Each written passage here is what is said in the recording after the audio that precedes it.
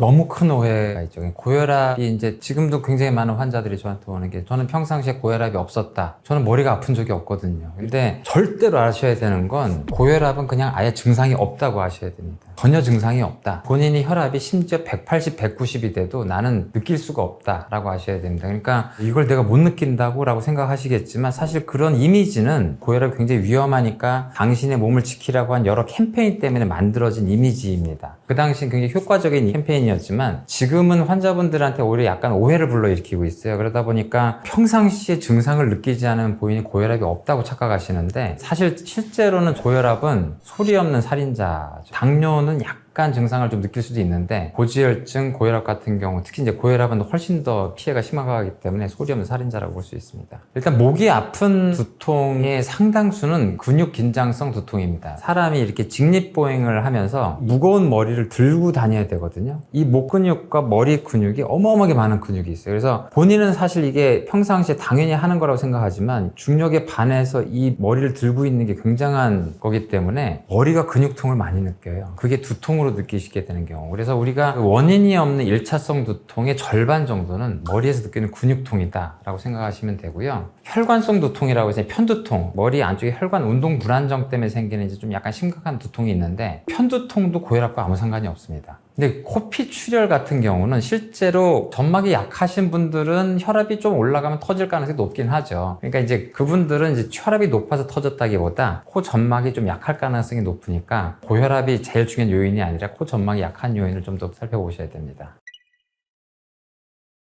고혈압의 대부분은 사실 원인을 잘 모른다고 하는데 사실은 혈압이 올라가는 이유는 사실 생리학적인 이유입니다. 그러니까 음식이 올린다거나 이렇게 올라간다고 생각하는 것보단 우리 몸이 필요해서 올라가는 거예요. 혈압이 왜 올라가냐? 기본적으로 첫 번째는 산소와 포도당을 빠른 속도로 필요한 곳에 보내기 위해서 그래요. 그럼 어쩔 때 필요하냐? 우리가 스트레스를 받거나 각성을 하거나 위험을 느끼거나 그럴 때 혈압이 올라갑니다. 혈압을 높여서 어디에 보내냐면 팔다리 근육에 빨리 보내고요. 그 다음에 뇌에다 보내거든요. 그런 상황을 이제 우리가 어떤 상황에서 볼 수 있냐면 이제 호랑이를 만났다고 이제 표현을 하거나 아니면 뭐 집안에 불이 났다. 지금 당장 도망치거나 누굴 구하거나. 근데 그럴 때 굉장한 에너지가 필요하기 때문에 우리 몸의 혈압이라는 시스템을 이용해서 팔다리 근육과 뇌의 각성 효과를 불러일으키고 해가지고 혈액을 보내게 되는데 그러니까 이 혈압이라고 하는 건 나쁘게 생각하면 안 돼요. 굉장히 중요한 거고 우리 몸의 혈압의 변동은 당연하게 있는 거다. 근데 고혈압이란 건 뭐냐? 본인이 안정을 취하고 스트레스도 안 받고 어디 아프지도 않고 그런 상황에서 평상시 혈압이 높은 걸 고혈압이라고 하는 거예요. 그러면 내 몸 안에 전체적인 물리적인 시스템이 높게 세팅됐구나.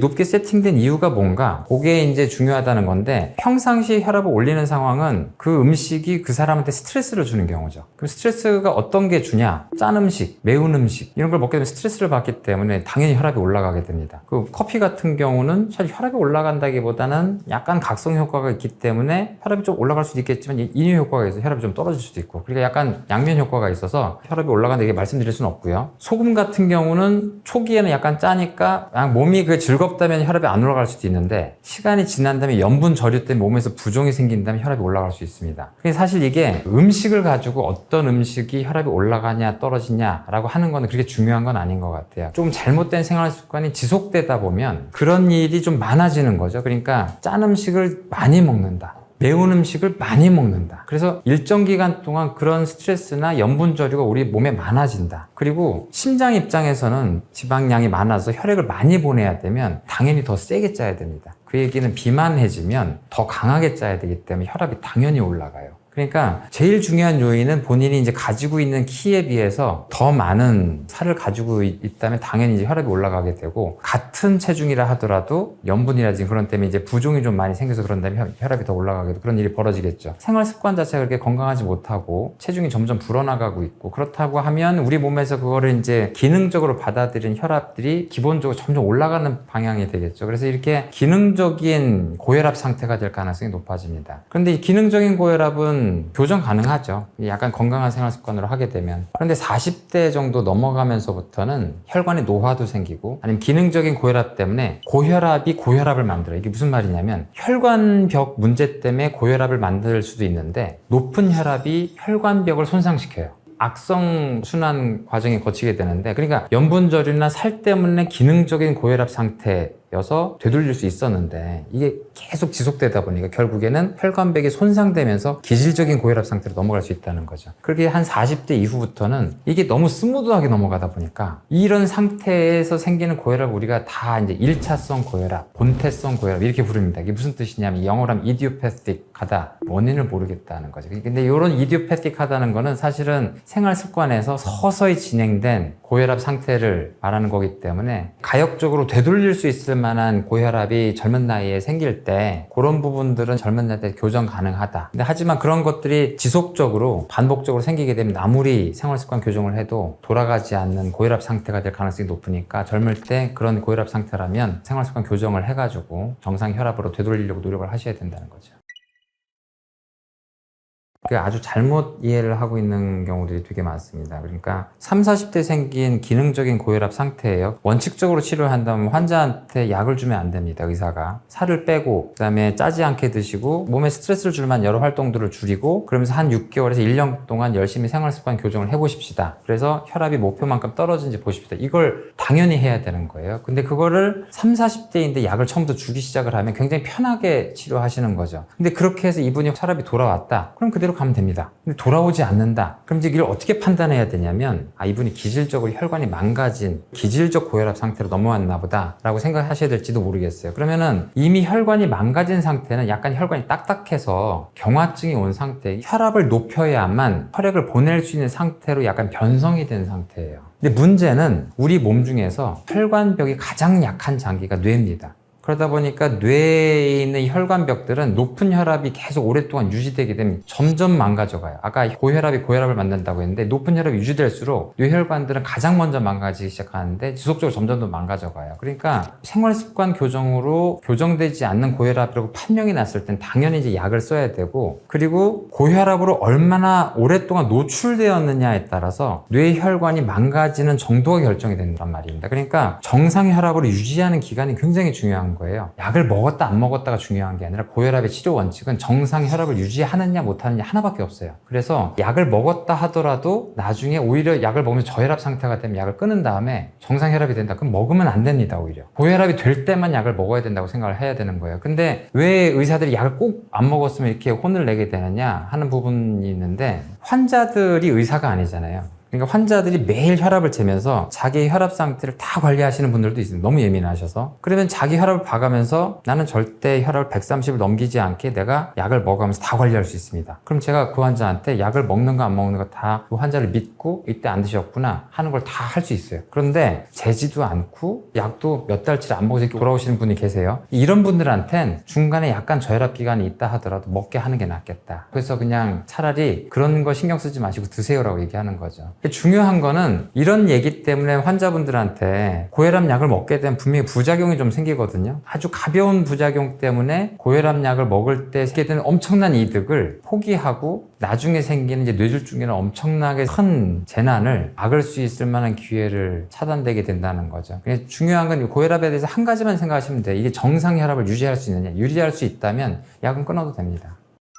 고혈압약 때문에 생기는 부작용은 생각보다 그렇게 심하지는 않은데요. 처음 약을 먹게 되면 기립성 저혈압이 생겨서 앉았다 일어날 때 찡하게 어지러움증을 좀 느끼실 수가 있고 남자 여자 두 분 다. 근데 남자 같은 경우는 성기능 부전이 생길 수가 있어요. 기본적으로 이제 발기라는 과정 자체가 혈압에 의해서 좀 생기는 거기 때문에 그래서 혈압약을 먹고 싶지 않다는 굉장히 강한 부정으로 나타날 수 있고 또 혈압약의 종류에 따라서는 혈압약의 효과 때문에 다리가 붓는 사람이 나올 수도 있고 기침이 나오는 경우도 있습니다. 근데 혈압이 떨어져서 생기는 그런 이득은 고혈압일 때도 자기가 자각 증상이 없었는데 떨어져서 생기는 이득은 자기가 못 느낀단 말이에요. 그러니까 이분한테는 어떻게 보면 지연된 행복을 추구시키는 거거든요. 당신이 이 약을 꾸준히 지금 돈을 내서 열심히 먹으면 20년 뒤에 장애자가 안 될 수 있습니다라는 지연된 행복을 계속 주입을 해야 된단 말입니다. 근데 지금 당장은 다리도 붓고 기침도 하고 성기능 장애도 생겨서 이런 게 생길 수 있다. 그럼 이분한테는 그런 나중에 생길 수 있을 만한 그런 행복에 대해서 자주 얘기를 할 수 있는 그런 의사가 굉장히 필요한 거죠. 그러니까 이런 상황을 통해서 고혈압이 얼마나 무서운지 그런 걸 잘 아셔야 되고 다만 유튜브나 이런 걸 통해서 잘못 알려진 약을 먹으면 평생 먹어야 된다 라든지 조금이라도 늦게 먹는 게 이득이다 이런 거 잘못된 내용은 또 좀 수정이 되었으면 좋겠다고 생각을 합니다. 혈압약이 정말 좋아졌습니다. 혈압약이 좋아졌다는 건 예전에는 혈압약의 종류도 안 많지만 부작용을 감수하고 먹어야 되는데 혈압약의 효과도 강하지 않았을 가능성이 높은 거죠. 근데 지금은 종류도 많아서 본인한테 맞는 혈압약을 의사하고 같이 상의해서 결정을 할 수 있는데 그 종류에 따라서도 강도가 약한 것부터 강한 것까지 다 있고 부작용도 잘 알려져 있어서 그런 부분들을 의사와 상의하면서 잘 결정할 수 있다는 뜻이에요. 그리고 임상시험 결과도 굉장히 많아서 본인이 목표한 혈압이 어느 정도인지를 잘 결정하고 할 수 있다는 거거든요. 혈압약을 먹을 때 중요한 거는 일단 시작을 하게 되면 약을 먹는다고 생활습관 교정을 또 안 해서 도 안 되는 거거든요. 반드시 건강 생활은 추구하면서 약을 먹어야 되는 거라는 걸 알아셔야 되고, 두 번째는 내 목표 혈압이 뭔지를 아셔야 되고, 그리고 반드시 혈압계를 사셔야 됩니다. 검증받은 혈압계가 대개 5만 원대 정도면은 팔뚝 혈압계로 전자혈압계로 살 수가 있거든요. 집에서 재는 전자혈압계로 재는 것들이 다 고혈압 진단에 정확하다라고 지금 다 돼 있기 때문에 본인이 집에서 재는 혈압이 오히려 더 정확하다고 생각을 하셔야 됩니다. 보건소를 가거나 병원을 가야만 고혈압을 진단받는다는 생각은 절대 하지 마시고 집에서 정확하게 혈압을 재신 이후에 약을 먹으면서 그 혈압이 유지되는지를 보시면 됩니다. 그 혈압약을 먹는 건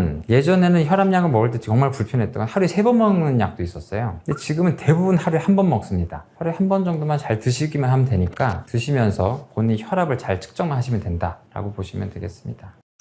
혈압약은 대부분 아침에 먹습니다. 저녁에 먹는 혈압약은 저녁 때 혈압이 좀 높으신 일부 환자들한테 그렇게 의사 입장에서 얘기할 수 있는 부분이고요. 대부분은 오전에 먹으라고 얘기를 하는데 고혈압의 패턴이 되게 오전 중에 많이 올라가고요. 활동을 하면서 오후에 좀 떨어져요. 그래서 오전에 먹는 게 좀 이득이 많고 환자분들이 약을 먹는 습관에도 오전에 먹게 하는 게 제일 낫거든요. 그래서 오전에 대부분 먹게 합니다. 고혈압을 진단하거나 할 때 병원을 큰 문턱으로 생각하지 말고 고혈압은 정말 본인이 스스로 진단할 수 있는 거다라고 생각을 하셔라 라고 이렇게 말씀드리고 싶습니다. 그래서 주변에 약간 물어보셔서 검증받은 혈압계를 지금 인터넷 완전히 널려 있습니다. 거기에서 비싼 것도 사실 필요가 전혀 없어요. 손목 혈압계는 조금 정확도가 좀 떨어질 수 있기 때문에 팔뚝 혈압계를 사시는 게 좋고요. 다만 이제 우리나라 사람들이 혈압을 잴 때 잘못된 습관 중에 하나가 본인이 스트레스 받을 때 재세요. 힘들 때, 아니면 화날 때, 아니면 어디가 아플 때, 그럴 땐 재면 안 됩니다. 그럴 땐 아까 말씀드린 것처럼 혈압이 올라갑니다. 우리 몸에서 소방관 같은 상태예요. 문제를 해결하고 소방관들이 막 뛰어다니는 상태인데 소방관 보고 네가 범인이다 하는 꼴이거든요. 그런 상태에서는 바쁘게 일하는 혈압 상태 보고 고혈압이라고 진단하지 마시고 아주 편안할 때 하셔야 됩니다. 아프지도 않고 스트레스도 없고 그럴 때. 그래서 대개는 오전 중에 혈압이 제일 높아지기 때문에 오전 중에 하시는 게 좋고, 적어도 2분 정도는 그 명상을 하거나 가만히 편안히 쉬고 있는 게 좋습니다. 그리고 재는 요령은 팔뚝과 심장 동일한 높이지만 혈압계를 이 심장과 동일한 높이에 올려놓으세요. 그리고 이 팔을 스트레스 받지 말고 이게 식탁 같은 데 올려놓으시고 가만히 편안하게 놓으시고 한 2분 정도를 이제 편안히 지내시다가 처음에 버튼을 눌러서 재시고 처음에 혈압이 나오면 보지 마시고 다시 한 번 더 누르셔서 두 번째 혈압을 본인의 혈압이라고 생각하시는 게 좋습니다. 대개는 첫 번째 혈압이 약간 높게 나오기 때문에 두 번째 혈압을 저희들이 보통 이렇게 체크하라고 합니다. 우리나라에서는 혈압의 기준이 140에 90, 수축기 혈압 140, 확장기 혈압 90을 넘게 되면 고혈압이라고 진단을 하고요. 미국에서는 130에 80을 넘어가면 고혈압이라고 진단하고 있습니다. 거기에 대해서는 이게 정책적인 부분이기 때문에 본인이 만약에 혈압이 130에 80을 넘는다 하면 약간 고혈압에 대해서 좀 경각심을 가지시는 게 좋습니다. 혈압이라는 거 말씀드린 것처럼 일상생활 중에 마구 변해가는 우리 몸의 생리적인 활동이기 때문에 혈압 변동을 가지고 뭐라고 하면 안 되는 거죠. 근데 높은 혈압 상태를 유지할 수 있을 만한 그런 몸 상태가 뭐겠느냐, 아무래도 몸에 도움이 되지 않는 살덩어리가 많아지는 게 제일 문제니까 기본적으로 가장 큰 적은 이제 비만이 되겠습니다. 그 중에서도 운동을 하지 않는 살덩어리에 해당되는 이제 지방이 많아지는 게 고혈압에서 가장 중요한 문제가 될 것이고요. 그리고 아무래도 운동을 많이 하게 되면 운동을 할 때는 근육으로 많은 혈액을 보내야 되기 때문에 순간적으로 혈압이 당연히 올라가거든요. 운동하면서 혈압을 재시면 안 되는 거고, 근데 운동을 하고 난 다음에 휴식을 취하면 평상시 혈압보다 더 크게 떨어지는 걸 대부분 경험하시게 될 텐데, 그래서 우리가 평상시에 느꼈던 스트레스나 화 이런 것들을 운동을 하게 되면 굉장히 편안해지는 걸 느끼시는 건 교감신경계에 그런 스트레스가 많이 발산될 수 있는 상태이기 때문에 운동을 많이 안 하시는 생활 습관 습관이 사실은 이 혈압을 높은 상태로 유지하게 되는, 그렇게 생각하실 수가 있겠습니다. 그러니까 아무래도 제일 중요한 건 이거 두 가지 생각할 수 있겠고요. 아까 또 말씀드린 것처럼 몸에 스트레스를 많이 주는 음식들, 지금 젊으신 분들이 특히 그 맵고 달고 짠 음식에 지금 굉장히 많이 꽂혀 계신 것 같은데, 스트레스 해소를 위해서 가끔씩 드시는 건 괜찮지만 그런 음식만 계속 드시는 건 아무래도 몸에 큰 스트레스를 주기 때문에 혈압 측면에서 그렇게 좋을 거라고 생각하지는 않습니다.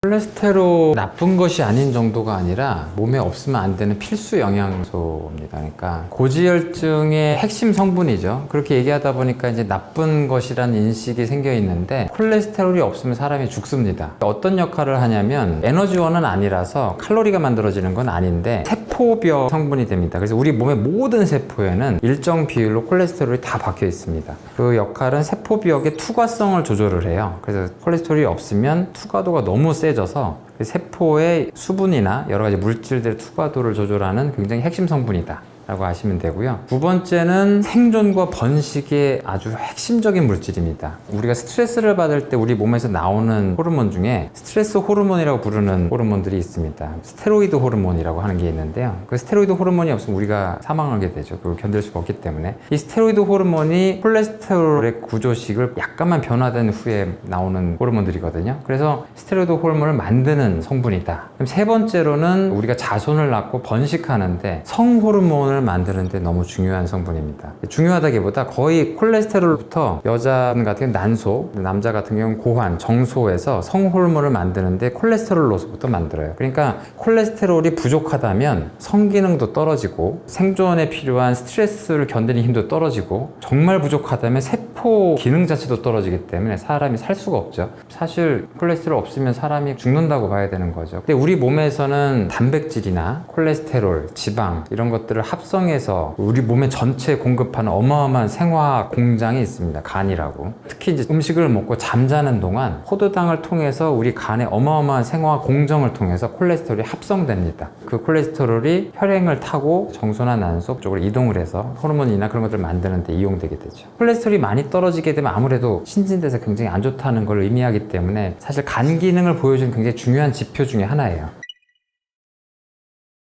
간이 콜레스테롤을 합성하는 건 병적인 상태가 아니에요. 자기가 정한 시그널에 의해서 포도당에서부터 에너지원을 잘 만들고 그 에너지원이 충분하다라고 하면은 글리코겐으로 저장하거나 단백질로 해서 필요한 곳에 보내거나 지방으로 바꿔서 하는 게 다 간이 하는 역할인데, 어떻게 보면 그 몸의 여러 가지 바이오 피드백에 맞춰서 이 정도 콜레스테롤을 합성한다라고 하는 게 유전적으로나 체질적으로 정해져 있어요. 그날 뭐 굉장히 많은 기름기를 먹은 게 아니라면 일정 정도의 콜레스테롤 수준이 유지될 가능성이 높다는 거죠. 그러니까 굉장히 제한 시기를 해서 콜레스테롤을 떨어뜨렸다 하더라도 원래 어느 정도 콜레스테롤을 합성하는 간의 기억이나 체질적인 세팅은 정해져 있기 때문에 다시 올라가는 경우가 많다. 그걸 가지고 채소를 먹어도 올라간다고 생각하시는 경우가 많은데, 이게 병적인 기전이 아니라 굉장히 생리학적인 기전이기 때문에 어떻게 보면은 이 정도 콜레스테롤은 본인한테는 정상적인 수준이다라고 이해하시는 게 더 낫습니다. 그러면 우리 몸에 필요한 영양소인데 돌아다닌다고 문제가 되느냐 하면 문제가 되지 않습니다. 그런데 왜 문제가 된다고 얘기를 하느냐? 건강한 혈관벽이란 문제가 되지 않습니다. 근데 이제 고혈압 같은 게 있어서 한 나이가 한 40 넘어가면서 혈관벽이 상했다, 아니면 담배를 많이 피워서 혈관벽이 상했다. 그럼 상한 혈관벽으로는 약간 틈새가 있거나 문제가 있을 수 있죠. 근데 그런 상처가 있는 곳에 너무 많은 혈액에 있는 콜레스테롤들이 원래 가야 될 곳은 정소나 난소, 부신으로 가야 되는데 거기서도 이제 너무 많다고 하니까 이제 오지 말라고 하는 거죠. 그럼 계속 혈액을 돌아다니다가 그런 데 가서 박혀요. 그럼 박히다 보면 계속 쌓이기 시작을 해요. 그러다 보니까 여기가 콜레스테롤이 계속 박혀가면서 썩어요. 그래서 그게 굉장히 나쁜 성분이 되니까 몸에서는 이게 웬 이상한 성분이냐 해가지고 또 염증이 더 돼요. 그래서 만성 염증으로 이게 나빠지는 과정이 동맥경화입니다. 그러니까 동맥경화를 일으키는 초기 병변은 고혈압과 담배 뭐 이런 것들을 일으킬 수 있는데, 동맥경화의 물질적인 주인공이 콜레스테롤입니다. 그러니까 원래 우리 몸에서 굉장히 귀하게 쓰여야 될 필수 영양소가 우리가 너무나도 많이 가지고 있다 보니까 건강한 혈관벽이라면 가지 않았어야 될 곳에 가서 박히면서 벌어지는 만성 염증이 동맥경화가 됩니다. 그러다 보니까 혈관벽이 안쪽으로 부풀어 올라가다가 약한 혈관벽이 파열되면서 혈전이 생기는 상황이 뇌경색이고 동맥경화가 바깥으로 파열되면서 출혈되는 상황이 뇌출혈, 이런 일이 벌어집니다. 그러니까 사실 애초에 동맥경화라는 사건이 없다면 고혈압, 당뇨, 고지혈증이 있다 하더라도 뇌졸중이라는 게 안 생기는 거기 때문에 동맥경화라는 중간 과정이 굉장히 중요하다고 제가 지난 시간에 말씀드린 거고요. 그러니까 콜레스테롤은 몸의 필수 영양소지만 아무래도 혈액을 돌아다니는 콜레스테롤을 줄인다면 동맥경화 양을 줄일 수 있지 않을까라는 생각을 하게 됐고, 그거를 인위적으로 약물로 줄여보다 보니까 동맥경화가 덜 생긴다 하는 굉장히 많은 데이터를 얻게 된 거죠. 그래서 고지혈증이라고 하는 건 과거에는 병이라고 부르지 않았는데요, 우리가 의학적으로 줄일 수 있다라는 걸 이제 증거를 얻게 되다 보니까 이걸 병으로 정의해야 된다라고 하게 된 거죠.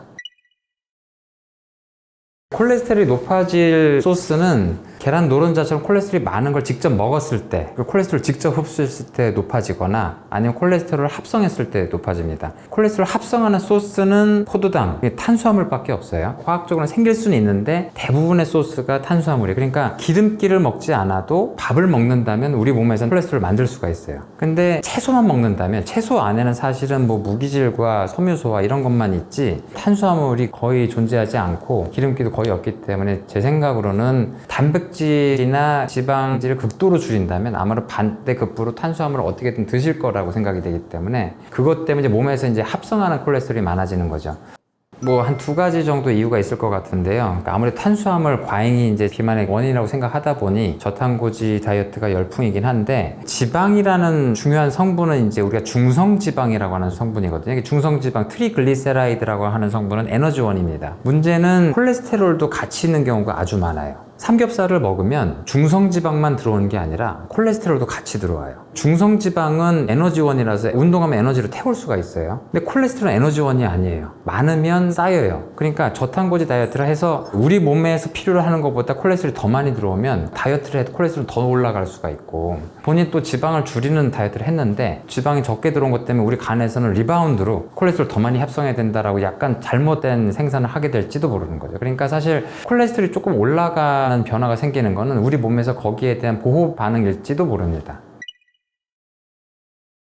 우리 혈액은 물이라고 생각하셔야 돼요. 물과 기름이 섞이지 않죠. 콜레스테롤은 기름은 아니지만 지질입니다. 그래서 물에 섞이질 않아요. 그래서 우리 몸의 중성지방과 콜레스테롤은 혈액에 그냥 넣을 수가 없어요. 물에 녹게 만들어야 됩니다. 녹는 방법을 택배 상자를 만들었어요. 택배 상자를 단백질로 싸버린 거죠. 이 단백질 이름이 LDL이에요. 로우 덴시티 라이포프로틴이라고 하는 저밀도 단백질에 쌓인 안에 들어있는 콜레스테롤을 우리가 이제 LDL 콜레스테롤이라고 부르고, 고밀도 단백질이라는 택배 상자에 쌓인 콜레스테롤을 HDL 콜레스테롤이라고 부릅니다. 그러니까 혈액 안에 택배 상자를 봤더니 LDL이라는 택배 상자 안에 들었네. 아, 너 콜레스테롤만 들은 택배 상자구나 해가지고 이제 난소나 정소나 뭐 이런 데서 받는단 말이에요. 근데 아까 얘기한 것처럼 너무 많아. 그러니까 안 받아. 이제 정소나 난소가 튕겨낸단 말이죠. 그러면 안 받으니까 이제 돌아다닌단 말이에요. HDL 택배 상자는 뭐냐면 간이 콜레스테롤 이제 아무 데나 막 잘못 뿌렸을 수 있잖아요. 그럼 이제 그걸 보고서 언니가 가서 좀 청소 좀 해주세요라고 HDL 택배 상자를 이게 보냅니다.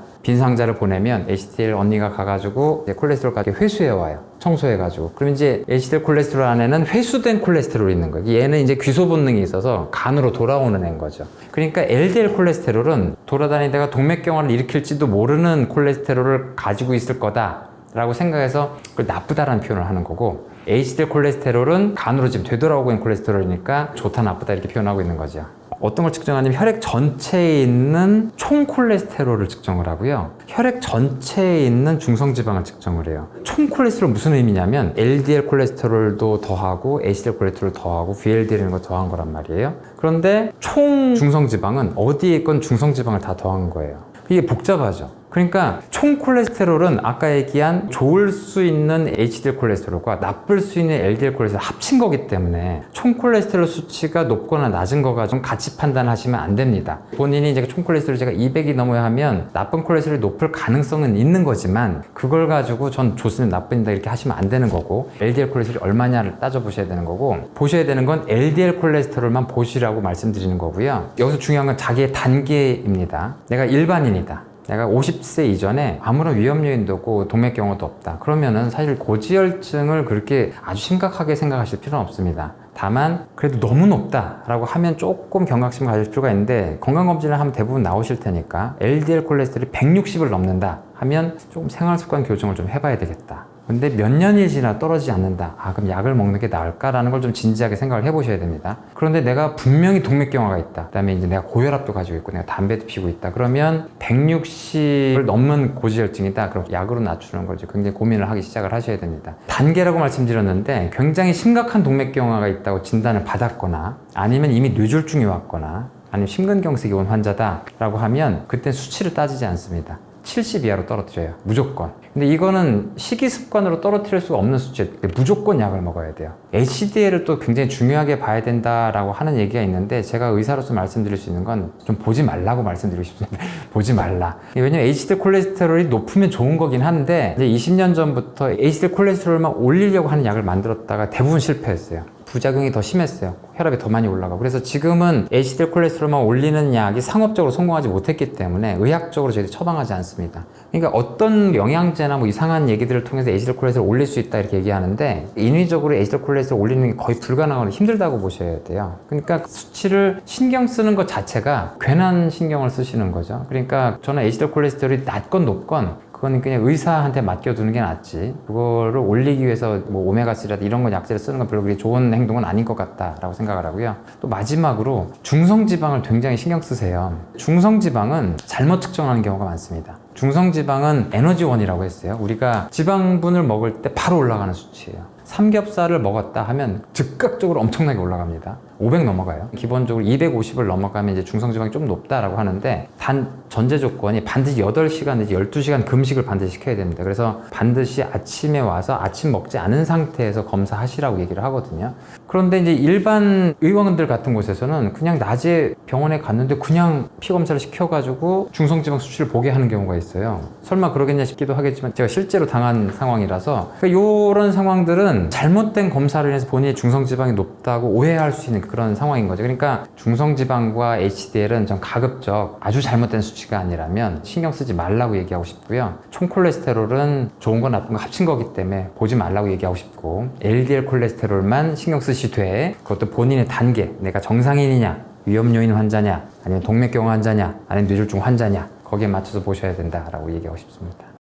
본인의 콜레스테롤 수치를 본인이 건강을 위해서 최선을 다하고 있는데 높다라고 하면 사실은 고혈압이나 이런 거에 비해서 약간 조정할 만한 여력이 좀 부족하다고 생각을 하셔야 됩니다. 왜냐하면 그거는 간 입장에서는 열심히 일하는 거거든요. 근데 그게 아니고 좀 많이 먹는다. 그래서 콜레스테롤 섭취를 줄일 수 있다라고 하면 그거는 노력을 하셔야 되는 거죠. 그래서 식이습관에서 들어오는 콜레스테롤을 좀 줄일 수 있는 부분이 이제 한 가지가 있는지 정도가 좀 약간 도움이 되고요. 아무튼 운동 이런 걸 통해서 성호르몬이나 아까 얘기한 스테로이드 호르몬 이런 것들 활용 능력도 더 많아질 수가 있기 때문에 좀 더 이런 콜레스테롤의 소모도 좀 많아질 수 있으니까 괜찮을 수 있겠지만 아무래도 우리가 조절하는 거는 좀 태생적으로 좀 제한적인 부분이 있다라고 말씀드릴 수 있겠습니다. 뇌졸중 가진 환자한테 스타틴은 거의 필수적인 약제가 된단 말입니다. 약효는 굉장히 효과적이에요. 그러다 보니까 이 약을 먹으면서 굉장히 많은 사람들이 이제 부작용을 느끼게 되면서 부작용이 더 증폭돼서 이제 알려지게 되는 거죠.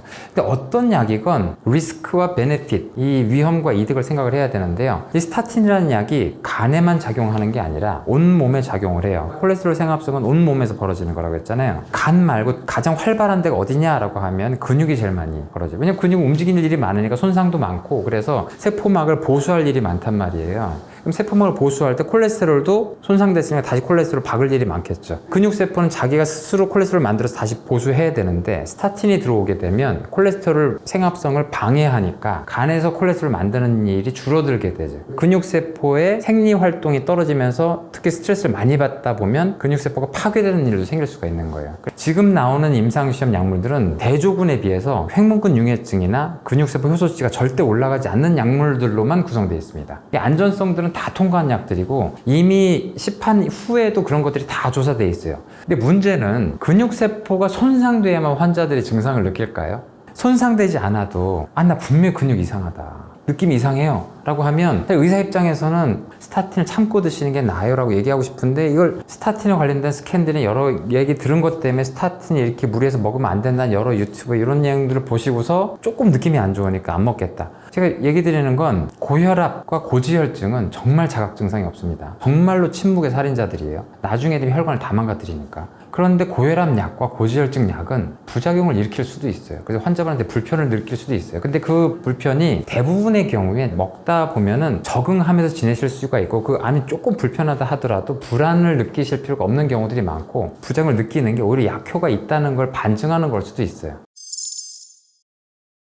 네, 지식인사이드 구독자 여러분 안녕하십니까? 저는 서울대학교 병원 신경과 교수 이승훈입니다. 우리나라뿐 아니고 전 세계에서 25세를 넘으신 성인, 죽을 때까지 뇌졸중을 겪을 가능성이 이제 4분의 1 정도 됩니다. 그러니까 이제 4분의 1 정도는 반드시 뇌졸중을 겪게 된다. 그러면 사실 암도 굉장히 흔해서 한 3분의 1 정도 겪는다고 하는데, 암과 더불어서 굉장히 흔한 질환이라고 볼 수 있고요. 흔하면서도 사실은 심하지 않다면 괜찮을 텐데, 불과 몇십 년 전까지만 해도 암과 거의 비등할 정도로 굉장히 높은 사망률을 보이던 질환이었고요. 지금은 사망률이 이제 치료가 잘 돼서 많이 떨어졌지만, 지금 우리나라에서 사망률 4위를 차지하는 질환입니다. 전 세계적으로는 아직도 뇌졸중으로 인한 사망률이 굉장히 높아서 한 2위 정도를 차지하고 있고요. 선진국에서는 조금 사망률이 떨어지지만 전 세계적으로 발생률이 굉장히 높고 사망률도 굉장히 높은 질환이다, 그렇게 아시면 되겠습니다. 사실 뇌졸중은 반드시 그 전 단계가 있습니다. 그 전 단계라는 거는 고혈압, 당뇨, 고지혈증, 술, 담배와 같이 혈관에 굉장한 스트레스를 주는 위험 요인들이 5년에서 적어도 10년 이상 혈관에 오랫동안 스트레스를 줬을 때 중간 과정으로 동맥경화라는 과정이 생깁니다. 그 동맥경화 때문에 인해서 혈전이 생기면서 막혔다든지 아니면 그 혈관이 파열이 됐을 때 발생하는 질환이 뇌졸중이거든요. 그러다 보니까 사실 뇌졸중이 발생할 때까지 그분은 건강상의 문제는 많이 겪었을 가능성이 있고, 동맥경화로 인해서 뇌졸중이 아니더라도 다른 건강상의 문제는 겪었을 가능성이 있기 때문에 급작스럽게 아무 일도 없다가 젊은 나이에 꽝 하고 생기는 경우는 흔하지 않고요. 사실 뇌졸중의 발생 연령은 우리나라에서 여성분 같은 경우 한 72세 평균, 남성분 같은 한 66세 정도에 생깁니다. 그러니까 사실 그때 나이에 생긴다는 건 그 전까지 아까 말씀드린 위험 요인을 방치하거나 제대로 조절하지 않았을 때 노년기에 생기는 그런 질환이다라고 보실 수 있습니다. 전조 증상에 대해서 이제 오해하지 않으셔야 되는 건, 이제 뇌졸중은 되게 흔한 증상이 반신마비인데, 전조 증상은 두통, 아니면은 눈꺼풀 떨림, 아니면 뭐 어지럼증, 뭐 이렇게 좀 독특한 증상으로 왔을 때 나중에 내가 반신마비 오는 거 아닌가 그렇게 생각하시는 경우가 있는데요. 사실은 전혀 그렇지 않고, 말씀드린 아까 그런 두통이나 어지럼증, 뭐 눈꺼풀 떨림, 그런 증상들은 전조 증상이 아닌 경우가 대부분이고, 사실은 반신마비가 왔다가 귀신처럼 풀리는 경우, 그게 전조 증상입니다. 그러니까 무슨 얘기냐면, 뇌경색의 예를 들었을 때 혈관이 막혔다가 아주 운이 좋아서 열리게 되면 뇌세포가 죽을 뻔했다가 살아나는 경우거든요. 그걸 우리가 전조 증상이라고 부릅니다. 그래서 그분은 그 뇌혈관에 병리가 있기 때문에 거기에 혈전이 생겨서 막힌 전조 증상이 온 것이기 때문에 다시 또 막힐 가능성이 굉장히 높습니다. 그래서 전조 증상이 오신 분은 다른 걸 신경 쓸 때가 아니고 똑같이 119를 타고 병원으로 반드시 오셔야 됩니다. 재발할 가능성이 거의 한 40~50%가량 되거든요. 그래서 하루 이틀 내에 재발이 거의 오신다고 봐야 되기 때문에 재발을 막기만 해도 그분이 나머지 인생 중에 장애제가 될 가능성을 굉장히 크게 줄인다고 볼 수 있죠. 뇌졸중의 증상 자체가 전조 증상입니다. 뇌졸중의 시간만 중요하죠. 뇌졸중은 증상이 생겨서 24시간 이상 지속하는 걸 뇌졸중이라고 얘기를 하는데, 24시간 이내에 풀리면 전조 증상이라고 부르거든요. 시간적인 차이만 있지 증상의 차이가 있는 건 아닙니다.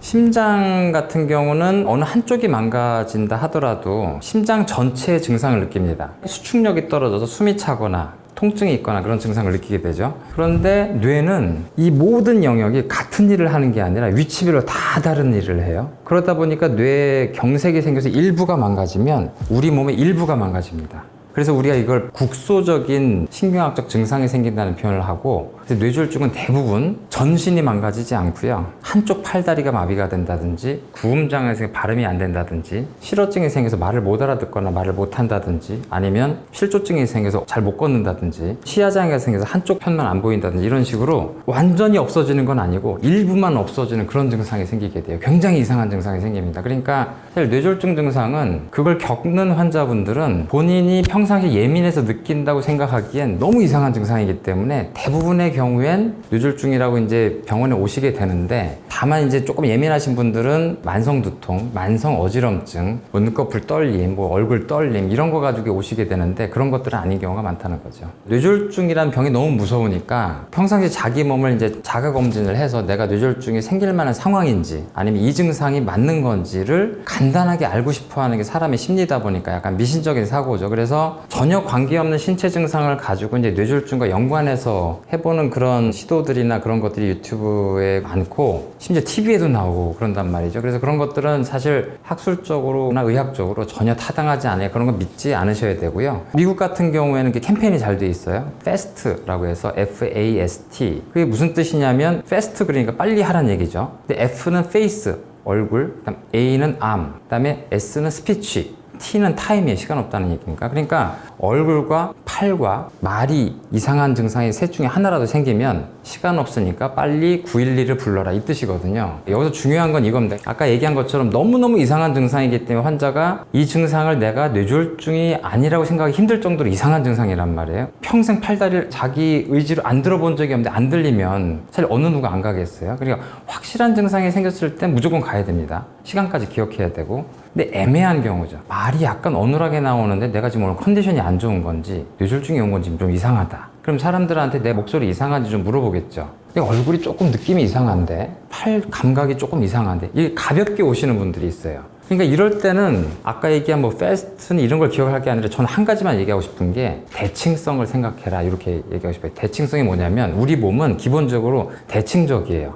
그래서 얼굴이 이상하다고 느끼면 이 해보시라고. 이 했는데 이쪽이 올라가지 않는다. 눈을 꽉 감아버려. 눈이 잘 감기지 않는다. 손을 앞으로 쭉 내밀어 보라고.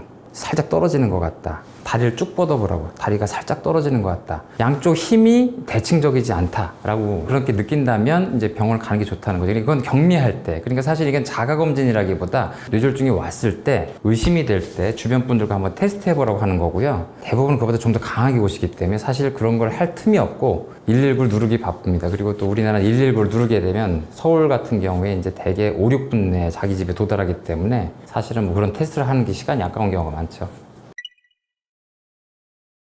해야 될 것과 하지 말아야 될 게 있죠. 그러니까 집에서 누가 이제 쓰러졌다. 갑자기 몸을 못 가누신다. 아니면 혼수 상태다. 이렇게 보면은 가족 입장에서 뭐라도 해야 된다고 생각을 하죠. 그 당시 느닷없이 생각나는 건 대부분 이제 팔다리를 주무르고 계십니다. 팔다리를 주무르시고 한의학적 정보가 있으신 분들은 이제 손발을 따기도 하고 그다음에 이제 집에 있는 우황청심환을 이제 입에다가 이렇게 넣어드리기도 하고 그렇습니다. 근데 기본적으로는 하셔야 될 건 딱 두 가지. 당장 핸드폰을 열어서 119를 누르시는 게 1번이고요. 두 번째는 고개만 살짝 옆으로 돌리십니다. 왜냐하면 의식이 조금 안 좋으시면서 여기 있는 가래나 침이 제대로 뱉어지지 못하고 기도로 흡인될 수가 있기 때문에 뇌졸중뿐 아니라 흡인성 폐렴이 이제 합병증으로 생길 수가 있어요. 그래서 고개만 살짝 옆으로 돌려놓으시고 환자분한테는 어떠한 처치도 안 하는 게 좋습니다. 그래서 이후에 해야 될 급성 응급 처치들 약간 방해하거나 그럴 수가 있기 때문에 별로 도움이 되지는 않는다. 손발 따는 것과 우황청심환 하는 거는 별로 좋지 않습니다. 우황청심환의 성분 중에 혈압이 좀 떨어지고 심장도 좀 느리게 하는 성분이 있기 때문에 사실 뇌졸중이 생긴 다음엔 기본적으로 혈압이 다 올라가는데요. 이 혈압이 올라가는 게 뇌졸중이 생긴 환자분들한테 굉장히 좋은 반응일 가능성이 높아요. 근데 이걸 오히려 혈압을 떨어지게 하면서 뇌졸중의 병변이 확장되는 그런 안 좋은 상황이 벌어질 수 있거든요. 기본적으로 우황청심환은 굉장히 많은 여러 성분이 들어간 약이라서 응급치료를 해야 되는 상황에서 미리 그런 약을 주는 건 좋지가 않습니다.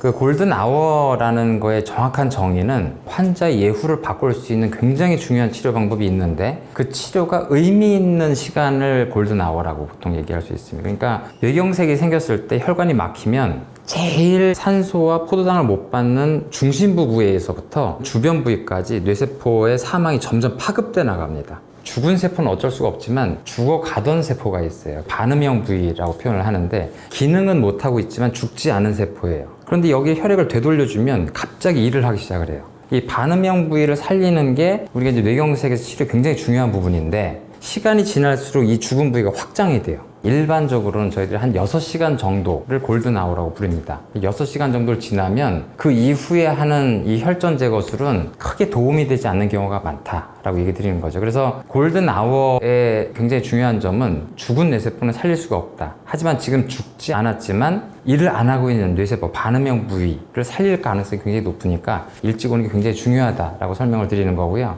다만 이 골든아워는 오롤논이 아니에요. 그러니까 6시간 이내에 제가 도착은 했으니까 100% 좋아지겠죠? 라고 기대하시면 안 된다는 겁니다. 일찍 올수록 좋아요. 늦게 올수록 치료 효과도 나쁘고 장애가 남을 가능성이 높아지고, 그러니까 1시간 이내에 도착할 수 있었는데 나는 서울대병원에 가서 치료받고 싶으니까 3시간 더 걸리더라도 서울대병원 가겠습니다. 할수록 점점 뇌세포가 망가져가는 거죠. 그러니까 본인이 치료받을 수 있는 가까운 병원에서 빠른 속도로 치료받아서 그걸 제거할 수 있는 게 굉장히 중요한 치료다라고 제가 말씀드릴 수 있겠습니다.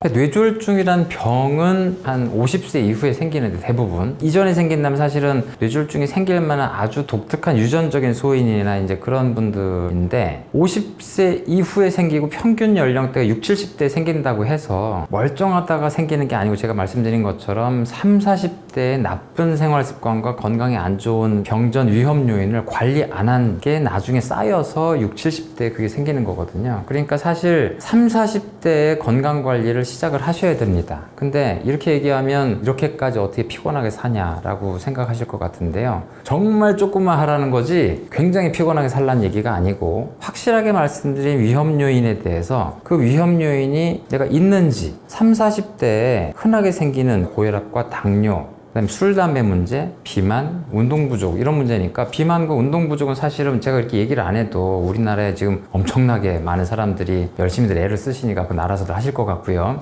근데 이제 고혈압과 당뇨, 고지혈증 이런 문제에 대해서는 평상시에 이제 그런 관심을 안 가지시는데, 조금만 신경을 쓰시면 미리 그걸 생각하셔서 조절하실 수가 있다고 좀 말씀드릴 수가 있습니다. 사실 뇌졸중이란 대부분의 병은 사실 노년기에 생기지만 준비는 청장년기부터 하셔야 됩니다. 사실 전조 증상이 생길 때쯤엔 굉장히 늦은 경우가 많습니다. 전조 증상이 생겼을 때 알아차리고 그때 적절하게 치료를 하면 나의 몸은 정상이 되겠지라고 생각을 하기엔 수십 년 동안 망가진 혈관으로 인해서 앞으로 그거 아니더라도 뇌졸중이 생길 수 있는 굉장히 많은 나쁜 혈관을 가지고 있다고 생각하셔야 돼요. 그래서 30대 정도부터 자주 혈압을 보시고 고혈압이 내가 생기지 않는지, 그리고 요즘은 30대부터 당뇨가 잘 생기기 시작을 하니까요. 당뇨 진단이 있는지 확인을 해보시고, 우리나라가 비만이 굉장히 증가하고 있죠. 그것 때문에 이제 비만 관리를 좀 하시는 게 좋을 것 같고, 술, 담배 이런 문제를 좀 관리하시면서 간단한 건강검진을 한다면 나중에 50대 이후부터 발생되는 그런 뇌졸중의 위험을 좀 줄일 수 있을 거라고 생각을 합니다. 사실 영양제 영역들은 약이라고 말씀드리기보다 대부분은 이제 음식물의 성분들이라고 말씀드릴 수 있죠. 그래서 사실 영양제도 과다 복용하면 당연히 이제 독성이 생길 수 있지만, 대부분 우리가 음식물에서 얻을 수 있는 것들이기 때문에 어지간히 과다하게 먹는다 하더라도 크게 문제는 안 생기지만, 사실 밥을 많이 먹는 효과가 크게 다르지 않기 때문에 영양제라는 거에 대한 효과를 크게 기대하시는 건 좀 문제가 있습니다. 그 뇌영양제로 알려진 물질들은 뇌의 신경전달 물질 아니면 뇌의 성분의 일부에 해당되는 것들의 전구 물질을 가지고 만든 것들이 많아요. 근데 그 성분들이 우리 몸에 들어갔을 때 실제로 뇌까지 잘 전달이 돼서 뇌를 구성하느냐, 아니면 신경전달 물질이 풍부해지느냐, 아니면 그 단계를 넘어서서 실제로 뇌의 구성이 더 치밀해졌느냐, 실제로 인지 기능이 좋아졌느냐 라는 걸 증명한 연구는 거의 없다고 보셔야 됩니다. 그러니까 임상 시험적인 측면에서 증명된 뇌 영양제는 거의 없다고 보시면 되고, 다만 이제 우리나라 사람들이 이제 너무 일을 열심히 하고 실내 생활 습관을 많이 하다 보니까 비타민 D 같은 경우는 이제 햇빛을 받아야 몸에서 나올 수 있는 거라서 그 부분에 대한 만성적인 부족은 좀 있을 수 있어서, 이 비타민 D가 남성에서는 이제 남성 호르몬, 여성에서는 이제 뼈 골다공증 그런 문제를 일으킬 수가 있기 때문에 그거 한 가지 정도는 조금 신경을 쓰실 부분이 있다라고 생각을 하고요. 모든 병이 다 그렇게 얘기할 수 있는데요. 투 히트에 의해서 병이 벌어진다고 생각할 수 있어요. 2번의 히트에 의해서. 그러니까 만약에 감기를 걸린다라고 하면요. 첫 번째, 면역력이 떨어져 있을 정도로 과로를 했든지 영양분 섭취가 부족했든지 그런 상태로 며칠 지내고 있었는데, 두 번째로 굉장히 추운 곳에 가서 한 번 더 충격을 받았다. 근데 그곳이 바이러스가 많은 곳이었다. 그럼 감기에 걸리게 되는 거죠. 제가 약간 권총 같은 이론으로 많이 설명하는데 장전을 하는 게 1번이고요. 방아쇠를 당기는 게 2번. 그럼 장전이라는 건 좀 발사를 위해서 오랫동안 준비하는 과정이라고 하면 고혈압과 당뇨, 고지혈증은 그 병을 발사를 위해서 오랫동안 준비하는 과정들입니다. 방아쇠는 화약이 장전되어 있지 않으면 아무리 당긴다 하더라도 발생하지는 않는 거죠. 고혈압과 당뇨, 고지혈증으로 동맥경화가 막 채워져 있던 사람이 어느 날 굉장히 심각한 혈압 변동을 크게 느낄 만한 사건이 있거나 굉장한 격정적인 감정적인 변화 내지는 며칠간에 걸친 과로, 스트레스, 수면 부족 뭐 이런 것들을 겪을 때 뇌졸중이 발생할 가능성이 높다고 생각하는 거죠. 그게 이제 방아쇠로 작용을 해서 수면 무호흡 같은 경우는 아주 건강한 사람이 뇌졸중이 발생하기는 쉽진 않죠. 수면 무호흡이 생긴 거는 그 시간 동안 산소가 안 들어가는 거거든요. 이 산소가 안 들어가면 뇌 전체가 저산소증이 됩니다. 만약에 평상시 이렇게 서 있는 상태에 저산소증이 되면 실신을 해요. 실신으로 쓰러지면 쓰러지는 순간 중력 때문에 혈액이 들어가면서 바로 정신을 차리게 되는데 주무시는 상황에서는 실신한 것과 다름없는 상태가 되는 거죠. 뇌졸중은 국소적인 이상이지 순간적으로 뇌 전체가 산소가 안 들어간 현상은 아니에요. 숨이 안 들어가면서 혈액은 갔는데 산소만 잘 안 들어온 현상이란 말이죠. 그러니까 그거는 이제 뇌졸중을 일으킨 요인이라기보다 저산소증으로 인해서 자면서 자기도 모르는 실신을 일으킬 수 있는데 근데 문제는 그게 자는 동안 굉장한 스트레스가 되겠죠. 그러니까 아까 말씀드린 것처럼 방아쇠 이론으로 봤을 때 그분이 만약에 고혈압, 당뇨, 고지혈증 같은 게 되게 많아서 동맥경화가 굉장히 많다. 그러면 수면 무호흡증 같은 것까지 있고 이제 그런 사람들은 되게 비만하고 이쪽에 살도 많고 뭐 이러신 분들이란 말이에요. 그때 수면 무호흡이 많은 상황에서 아침에 일어났을 때 뇌졸중이 와 있을 가능성이 높은 거죠. 일단 두 가지 측면이죠. 현재 걸린 뇌졸중을 얼마나 많이 좋게 할 것이냐. 두 번째는 다시는 재발하지 않게 만들 것이냐. 그 좋게 하겠다는 거는 죽은 뇌를 재생시킬 수는 없지만 굉장히 많이 좋아집니다. 그럼 어떻게 좋아지냐? 주변 뇌세포가 엄청 도와줘요. 한 부서가 통째로 퇴사를 했어요. 그럼 그 회사가 무너질 수도 있겠지만 그 회사가 그 전부터 엄청나게 건전하게 회사를 잘 키워왔어요. 그래서 나머지 직원들이 엄청 우수해요. 애사심도 강하고. 이 직원들이 나간 흔적이 없을 정도로 너무 회사가 잘 돌아갈 수도 있단 말이에요. 그래서 환자분들의 4분의 1은 원래 상태로 돌아옵니다. 뇌졸중 환자의 4분의 1은 전혀 구별할 수 없을 정도로 돌아오고 4분의 1은 본인은 느끼는데 다른 사람들은 보고도 못 느낄 정도로 좋아져요. 그래서 절반 정도는 뇌경색이 생긴 사람이라는 거를 모를 정도로 좋아져요. 전제 조건이 있는 거죠. 너무 나이가 많이 들고 위험 요인 관리 잘 못해서 뇌가 건강하지 못하다. 그럼 뇌경색이 작은 게 와도 회복력이 굉장히 떨어지는데 나머지 뇌가 굉장히 좋다. 이걸 뇌 가소성이라고 하거든요. 뇌가 가소성이 있는 상태가 3개월에서 6개월까지예요. 그 가소성이 있을 때 자극을 해주는 게 재활치료죠. 그러니까 팔다리가 마비가 됐는데 자꾸 움직여야 된다는 자극을 주면 뇌에서 아 이게 필요하구나 라는 신호를 받고 연결하기 시작을 합니다. 그럼 옆에 건강한 신경세포들이 대신 일을 더 해주게 되는 거죠. 초기 한 3개월, 6개월 동안 그걸 효과적으로 하게 되면 굉장히 많이 좋아지죠. 두 번째는 뇌세포가 잘못한 건 없죠. 이거는 범죄 현장이에요. 실제 범죄를 일으킨 건 혈관이 일으킨 거죠. 혈관 안에서 혈전이 막아가지고 이 범인을 없애버려야 되는데 이미 20-30년을 고혈압, 당뇨, 고지혈증, 술, 담배로 엉망으로 살아온 이 혈관벽이 정상 혈관벽이 될 수는 없어요. 꼭 어떻게 해야 되느냐? 이때 약을 먹을 수밖에 없습니다. 혈전이 생기지 말라고 하는 항혈전제를 먹을 수밖에 없어요. 그러니까 혈전을 방지하는 약을 드시고 지금에라도 고혈압, 당뇨, 고지혈증을 열심히 치료하고 술, 담배를 끊으시면 이 동맥경화가 더 진행되는 건 막을 수가 있는 거예요. 그러니까 뇌졸중 환자의 정말 중요한 건 발생하고 낙담하지 말고 3개월, 6개월 열심히 하시면 거의 정상인이 될 가능성이 50% 가까이 된다. 희망을 놓지 말고. 두 번째는 또 맞으시면 큰일 난다. 그거를 이제 의사의 얘기를 잘 듣고 약을 잘 드시면 재발을 막을 수 있다.